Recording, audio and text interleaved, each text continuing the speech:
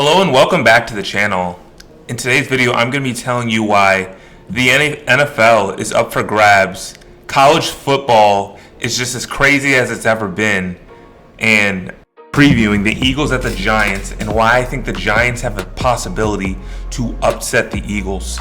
So starting off in week 5, on the Monday night game, we had the Chiefs going down to Jacksonville, going up 14 points and losing to the Jacksonville Jaguars. Patrick Mahomes and the offense looks stellar, given the fact that they've been looking so slow the past 4 weeks, and even into the last season as well. Getting back Xavier Worthy, Kelsey's looking good, Tyquan Thornton, and even getting Rashee Rice. They're going to be unstoppable. I think that the Jags are typical Jags fashion, where they make a lot of dumb mistakes.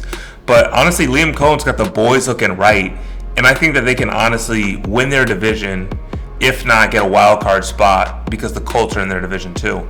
But it was a great game, and I think that the Chiefs are still in prime position, even though they took the L. I think they don't have a lot of room for error, but it's going to be interesting heading in the rest of the week.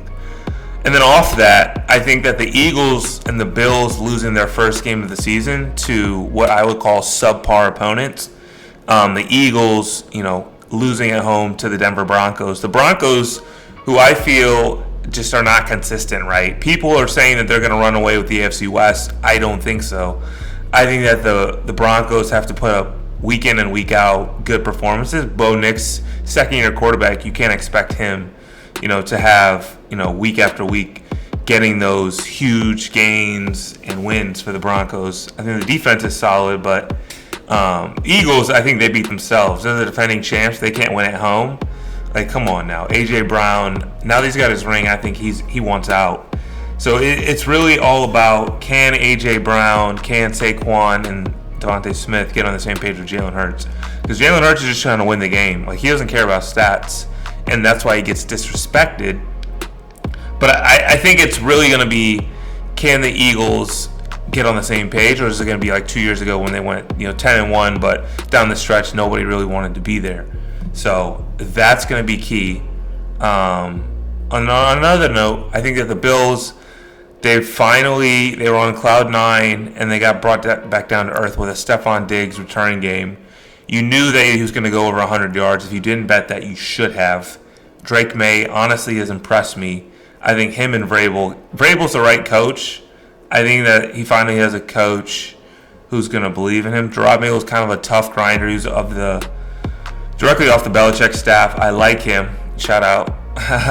But I think that the Patriots are solid. They can make a run at a wild card too, because Drake May is elevating his teammates and getting Stephon Diggs the ball. They have really good depth at running back. But yeah, that's what my takeaway from the NFL this week.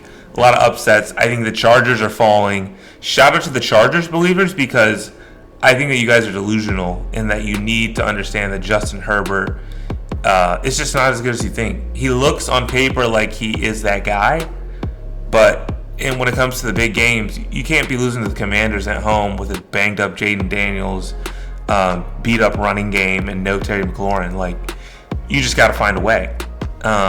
So I think that is my takeaway. Moving on to college, you had a lot of good games. You had Miami, Florida State.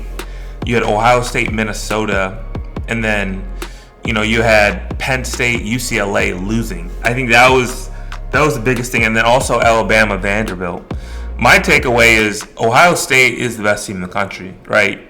People are questioning Julian Saint's ability to throw the ball. But when you think about it, he just hasn't had to, right? Like, they've been blowing out teams left and right. They beat Texas week 1 where everyone was questioning it. But this week he spread the ball to Carnell Tate, to Jeremiah Smith, and they just had so much yards after the catch against a Minnesota team that was 3-1 and looking to be promising under PJ Fleck. I just think that Ohio State, until they play the Penn States, until they play Oregon, they're not going to be tested, right? The Big Ten just has a big drop-off after those top couple teams.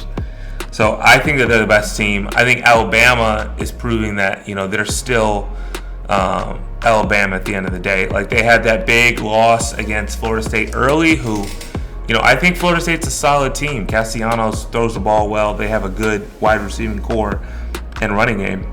But I think Alabama's proving that they're resilient and able to win. Like they had a win last week against Georgia and now back against Vanderbilt, who was supposed to be a hot and ready team. So I like Alabama rebounding, being resilient. I think Penn State, we have to have a conversation. Can Penn State do anything in the playoff? Like, we know they're probably going to get in, maybe at this point. I mean, they're unranked right now, but they need to figure it out because Drew Aller and James Franklin don't win the big games. They can't get over the hump against the team that they're supposed to be. They lost to Oregon a week ago. So you're thinking, okay, they're going to be angry, upset when they head to Los Angeles.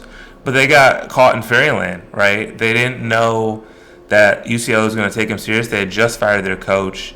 They had a new coordinator calling the plays. So they just took it for granted. And I think that's on James Franklin. That's not on the players. Like, the fact that you don't have them ready to go for a road trip like that just shows you that, maybe you aren't the guy to get them that national championship. I'm not saying he's a bad coach.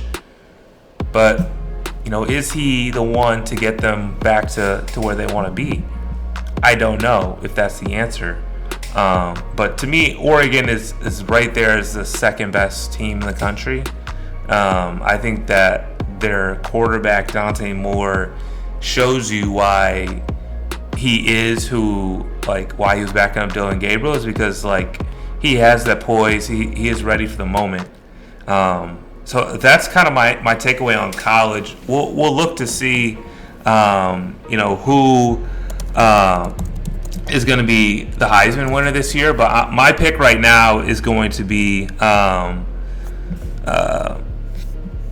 my pick right now is going to be Dante Moore. So, but yeah, this week a couple of top showdowns is going to be Ohio State, Illinois. Illinois is coming off a top win against USC the other week, and I think that they're going to be having a big celebration when they have the Buckeyes come to town. So that's going to be my pick of the week. Go ahead and check it out. I would hammer Illinois against the spread. And then finally, for Thursday night, I'm going with the Giants over the Eagles on a Thursday night, right? It's going to be a rivalry game. Saquon's coming back.